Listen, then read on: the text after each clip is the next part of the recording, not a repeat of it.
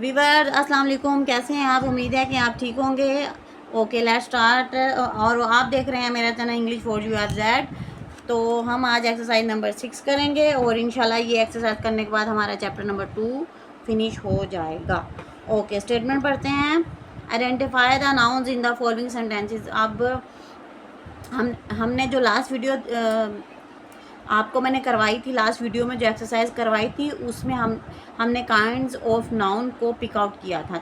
आज हमने सिर्फ नाउन्स पिक आउट करने, सिर्फ स्टेटमेंट है, स्टेटमेंट से हमने सिर्फ पिक आउट्स करने, नाउन जो भी हैं सब उठा लेने।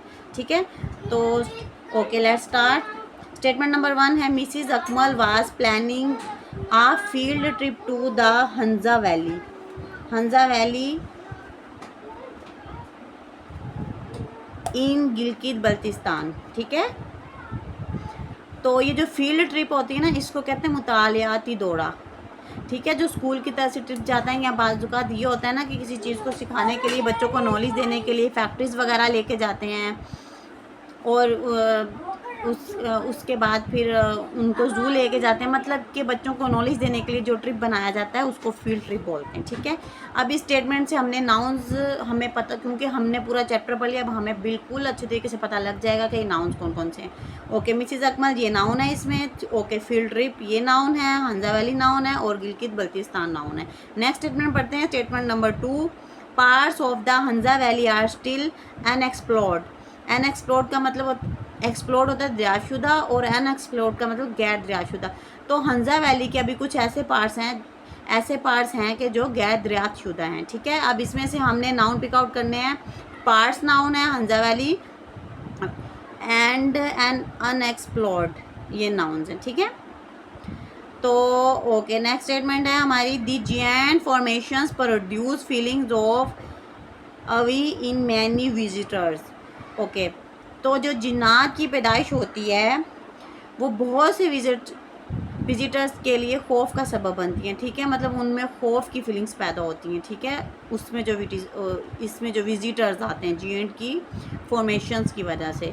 तो इसमें जो नाउन्स हैं वो है फॉर्मेशंस, फीलिंग्स, एवी, विजिटर्स। नेक्स्ट स्टेटमेंट पढ़ते हैं। She captured over interest by describing cave duelling animals and fish. तो अच्छा, केव ड्यूलिंग कहते हैं गार में रहने वाले एनिमल्स को। केव ड्यूलिंग एनिमल्स गार में रहने वाले जानवर, जो फिश होती है ना, ठीक है, उनकी डिस्क्राइबिंग, मतलब हम उनको बयान कर रहे थे तो उसने हमारा ये इंटरेस्ट कैप्चर कर लिया अपने कैमरे में। ठीक है, तो इसमें जो नाउन्स पिक आउट करते हैं इसमें आएगा इंटरेस्ट, इसमें आएगा एनिमल्स और इसमें आएगी फ़िश। आप सोच रहे होंगे केव भी तो प्लेस का नाम है, केव ड्यूलिंग का। केव अगर सिंपल होता तो केव भी नाउन होता, लेकिन केव ड्यूलिंग या गार में रहने वाले जानवर, मतलब गार में रहने वाले, गार नहीं है। ठीक है, ओके नेक्स्ट स्टेटमेंट बढ़ते हैं। Blind fish live in a dark area such as caves and underground streams. तो जो अंधी फिश होती है वो डार्क एरियाज़ में रहती है, और जैसा और जो डार्क एरियाज़ वो भी केव्स की तरह होते हैं, गार की तरह होते हैं, और वो स्ट्रीम्स के अंडरग्राउंड, यानी वो नदियों के नीचे होते हैं, नदी के नीचे होते हैं। ठीक है, तो इसमें जो नाउन्स आएगा ब्लाइंड फिश होगा, फिर डार्क एरियाज़ आएंगे, केव्स आएगा, और फिर इसके बाद स्ट्रीम्स, ये हमारे नाउन्स हैं। ठीक है, नेक्स्ट स्टेटमेंट पढ़ते हैं। They have nervous on their bodies that have a special sensitivity. हमारी बॉडीज़ में जो नर्वस होते हैं, असाब होते हैं, हमारे जिस्म के जो असाब होते हैं वो बहुत ज़्यादा सेंसिटिविटी, हसासियत रखते हैं, वो मतलब ख़ास किस्म की हसासियत रखते हैं। ठीक है, तो इसमें नर्वस आ जाएगा, नाउन्स हैं, बॉडीज़ नाउन्स हैं, और सेंसिटिविटी नाउन्स हैं। ठीक है, और नेक्स्ट स्टेटमेंट पढ़ते हैं हम। When tiny animal such as a amphipods move the blind fish sense the movement.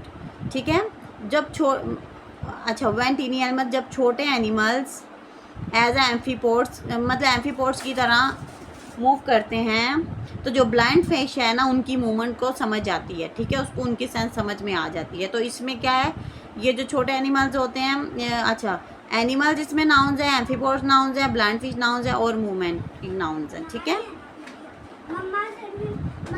Statement number 8, in this way the fish can find and eat smaller animal without using site okay, इस रास्ते पर जो fish होती है वो अपने खाने की तलाश के लिए छोटे एनिमल्स होते हैं उनको बगैर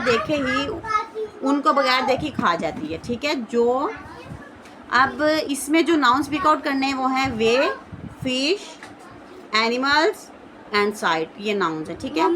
ओके, नेक्स्ट स्टेटमेंट है आई ब्लाइंड फिश में Yeats on offspring if it sense there movement. जो ब्लाइंड फिश होती है ना में खाती है इट ऑन्स, वो अपनी नस्ल भी खा जाती है अगर उनकी मूवमेंट को समझ जाए तो, ठीक है। तो इसमें जो नाउन्स होंगे वो हैं हमारे पास हैं वो ब्लाइंड फिश है, ऑफस्प्रिंग होता है नस्ल, ऑफस्प्रिंग भी नाउन्स और मूवमेंट भी हमारे पास नाउन्स है, ठीक है। नेक्स्ट स्टेटमेंट है हमारे पास these young fish stop moving when they feel something swimming nearby. अच्छा, आपको पता है यंग फिश किसे कहते हैं? यंग फिश होते हैं जो फिश के बेबीज होते हैं, ठीक है। तो ये जो यंग फिश होती है स्टॉप मूविंग, ये अपनी मूविंग रोक लेती है, मतलब ये स्विमिंग करना रोक लेती है जब इनको लगता है कि हमारे पास कोई स्विमिंग कर रहा है। तो ये फ़ौरन ही क्या करते हैं बेबी, तो ये क्या फिश के बेबीज अपनी मूविंग यानी हरकत को स्टॉप कर लेते हैं। अब इसमें से नाउन स्पीक आउट करते हैं। इसमें फिश नाउन है और इसमें हाँ बस फिश ही नाउन है, ओके। और नेक्स्ट स्टेटमेंट है हमारे पास okay, mammoth cave is a part of the longest non cave system in the world. अच्छा, तो है mammoth cave is a part, mammoth को जो दुनिया का सबसे बड़ा जानने वाला केव सिस्टम है ना, ये उसका पार्ट है। मैमोथ केव सिस्टम का एक पार्ट है जो दुनिया का सबसे बड़ा केव सिस्टम है, ठीक है। अब मैमोथ केव ये नाउन है और फिर केव सिस्टम हमारे पास नाउन है और वर्ल्ड हमारे पास नाउन है। नेक्स्ट स्टेटमेंट है हमारे पास can you find your way through this thing grove of trees. Grove of trees मैंने पहले भी पढ़ा था, दरख्तों के झुंड को कहते हैं, ठीक है। तो क्या आप अपना